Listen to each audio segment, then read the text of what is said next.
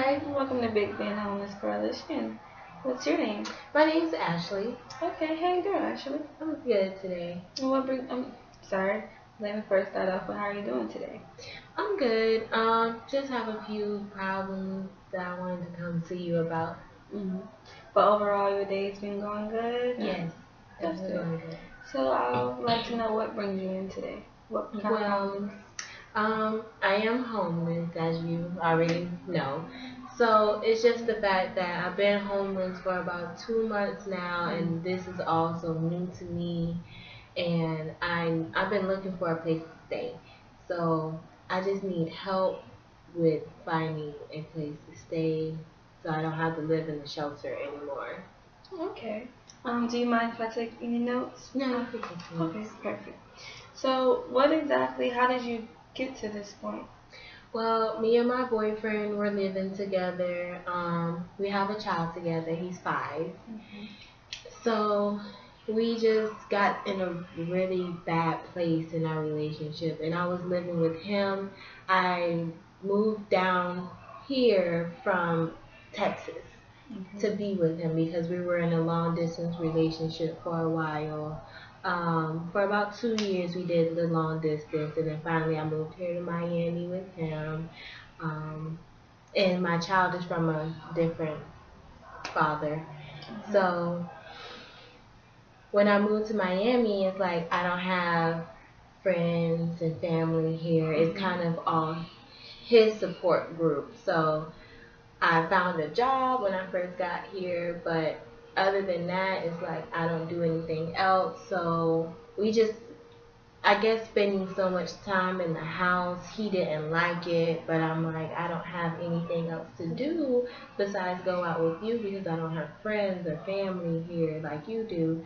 And it just became a problem with either him coming in really late or me not being able to go out, and then a little bit of other issues. So eventually we broke up and he kicked me out of his house, and I asked so if I could stay with him for at least another month or so to get myself together, try to find something here in Miami, but it's so expensive.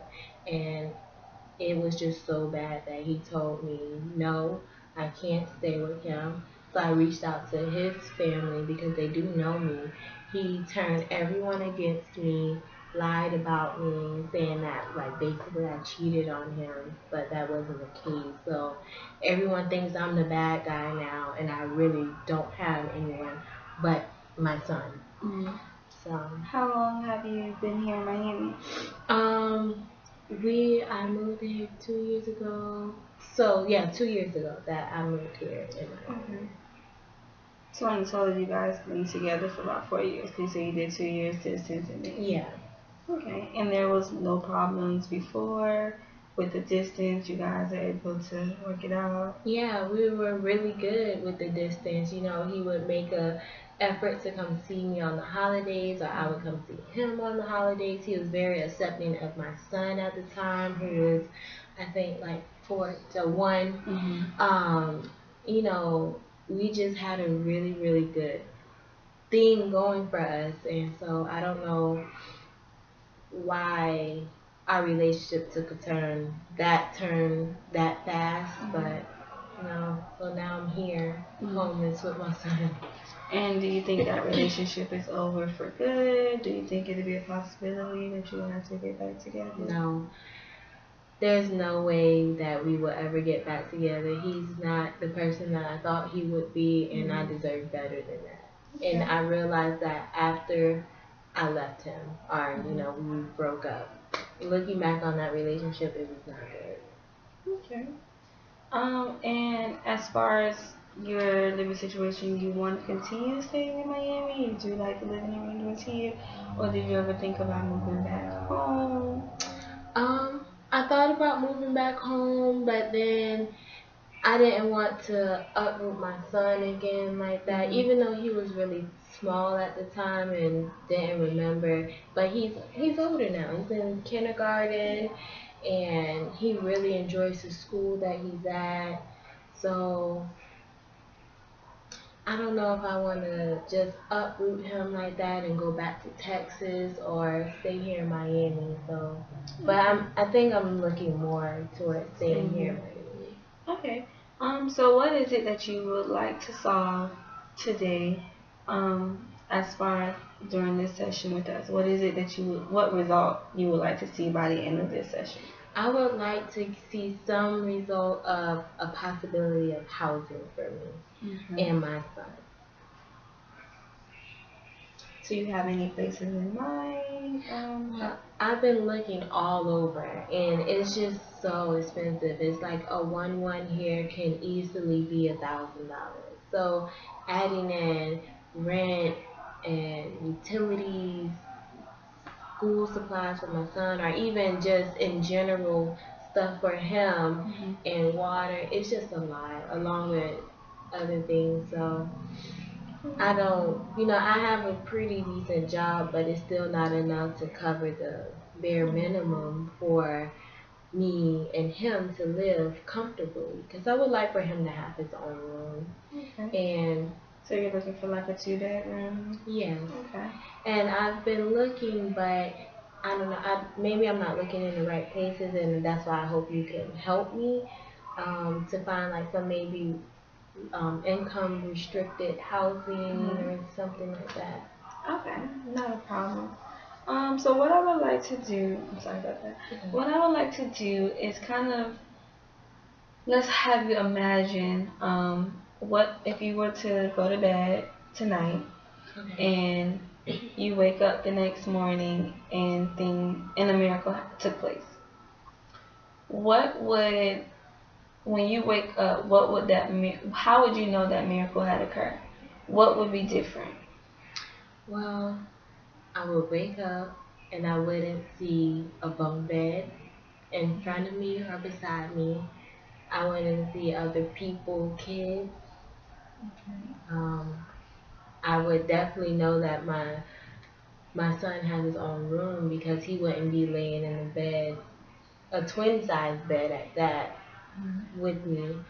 I would get up, wash my face in my own sink, take a shower with hot water, go check on my son, make him breakfast in my kitchen with my stuff, not going to a cafeteria where they serve like boxed and bad food every morning, but actually making a healthy breakfast for both of us and being able just to lounge around on a couch instead of being kicked out of the shelter at 8 in the morning and can't come back until 6 p.m. at night, coming and going as I please out of the house and not having to worry about someone taking my personal belongings and how would that make you feel in that moment when you're waking up and you realize that this miracle has happened and you're in your own place? What is that initial feeling like? It would be a feeling of relief. Like I made it and I could relax a little and not always have to look over my shoulder. How would you think your child would feel?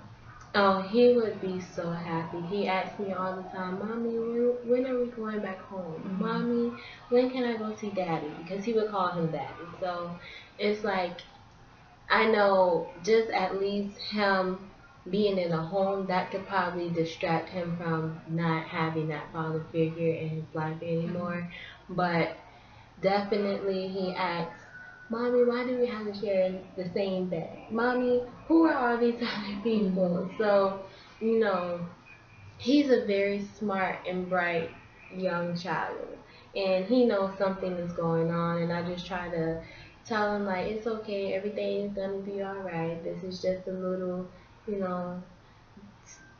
step back that we're having in our life. But we're going to be better. We're going to do better. And so, that would be good if he could have his own space again. And what was that very first conversation with you and your child in this home of your own? what would that first conversation be like? I would ask him how does he feel, and once he tells me how he feels, I'll ask him what do he think of his room, and what do he want to put in his room. He loves Batman. So I'm pretty sure it'll be Batman everywhere. He'll probably want to paint the room black and yellow for Batman. So I know that he would definitely want that, and the Batman bed covers. So that would be that conversation. It's like, what do you want to do with your room? So on a scale to 1 to 10, when you first came to the shelter, on a scale of 1 to 10, how would you say, how did you feel being placed in that situation at that very moment? 1 being the worst, as if this was the worst thing that could possibly happen. 10 being, like it's not that bad at all. It could be worse. And ranging within the middle, like 5 being, it's something I can manage. At first, it was definitely like a 1. I never experienced anything like this. It wasn't my upbringing. I didn't know how to handle it. But then when I sat down and thought, okay, I have to do this for my child. It wasn't even about me anymore. It was about, let me be strong for my baby. So it became a 5. I had the job, and I have a banking account. So it's like I have the steps to get to a house. So it's just the fact that I need to save more to get into this apartment or in any place with the down payment and the first and last rent and the setup. It's just that first lump sum of money is a lot. And that's what I'm struggling with right now. Well, I want to compliment you because you do seem to kind of be focused and you're on track. You do have a really good job. You do have a bank account. You have been saving. But this is a little bump in the road, and that's why I'm here to help you kind of get over that. So as of right now, would you still say you're about a 5 in that feeling, since it's been about 2 months now since you've been here? Yeah, I think it's probably moved up to probably a 6 or 6.5, but I'm still at the point because I don't see it yet. Okay. So when I can see it, I think it'll move me up to a notch or 2 to say, okay, it's becoming a reality. But because I don't even have a place in mind that I can set my focus to and get a number that I need to save, it's just, I'm still like, no, I have to do this for him, and I just manage through that. Okay, so my question to you, or my next question to you, you say you're about at a 6 to 6.5. What is it that we need to do to get you to that 7? That, not a 6 or a 6.5, but at least to a 7 or a 7.5. That next step. Not saying that we're going to take it from a 6 all the way to a 10 because, it takes progress. But what is it that we need to do to at least move up to a 7? To find a place that I think I could afford, that is in my budget range, and that would definitely bump me up even to an 8. Like, just having that place in mind, I can see it, and being able to just focus on getting that place once we find it. And you have a budget in mind that you would like to stay within? Yes, at least, like, I didn't want to go over $1,000 a month because that's really, really, really high. If we can stay, $650, even $750, I could do. But majority of the places that I look, it's like $1,000 is only getting you a 1-bedroom here, or if it is a 2-bedroom, it's in a really bad neighborhood. So, and I noticed that you said that the places that you look. Have you actually filled out any applications to these places? And maybe got denied or said because you didn't meet certain criteria, Yes, I did fill out applications, and I did get denied for about two of them. Um, they said that my background check, because I didn't have that much credit, Mm-hmm. I couldn't be approved for it. And then another place said that I made $200 more than what they accepted. Okay. So on a scale of 1 to 10, how did that make you? How did how did that make you feel getting those rejections? It made me feel bad. Like, One being the lowest, or 10? Yeah. it was probably about a 3. Okay. It made me feel really bad because it's like I'm trying and I'm trying and people keep setting me back, and it's like no one wants me to be great. Mm-hmm. So it hurt bad. Well, tell me about a time where you thought you were going to get a no or a rejection, but it actually turned out to be the complete opposite. I would say when I first graduated college, I graduated with a bachelor's of in criminal justice, and I was applying to so many jobs, and then finally one called me back, and I didn't have any experience except for like working at little serving positions or cashier positions here and there, and I did like a 2-month volunteer place at a correctional facility, just as some experience to put on my resume. So when I went on the interview, I went in there confident, but after I walked out, I felt discouraged. I didn't think that I would get that job because they wanted someone who was experienced.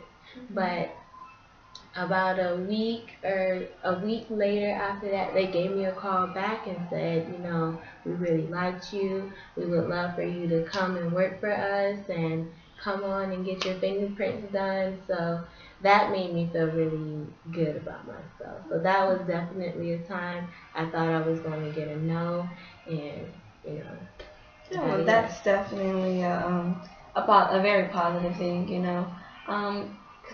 We tend to have these negative thoughts when you don't feel like you deserve that position or you don't really qualify for that position, and you expect to know, but it's always good to know that you actually are enough for that position. And that's kind of how I want you to think when it comes to this housing. You are going to get a few no's, but you are going to get that one yes to this dream home that's perfect for just you and your son. So we are going to continue to look. I would like to actually go through applications together, even ones that you've previously done, just to kind of see where we could tweak it and maybe adjust it, because to see what actually criteria they need that you should have put on it, maybe a few things you probably have missed. Look at some more income restricted places, because you seem to really have, you really have it together. You're focused, you know what you want. You're doing everything possible for you and your son, and making sure he's happy and healthy. So this is just a little bump in the road, but we'll get over it. So what I would like to do is have you just write down a list of places you've been looking at, even if you have applied to them. Just write it down on the list. You can give me like your top 10. If you don't have that many, that's fine. And then next week, I would like to go over that list with you, and we can, start calling these places and seeing what they require, and get you out of here. Okay, that sounds like a good idea. Okay, so it was nice meeting you, and I look forward to seeing you next week. Okay, thank you. Thank you. Bye bye.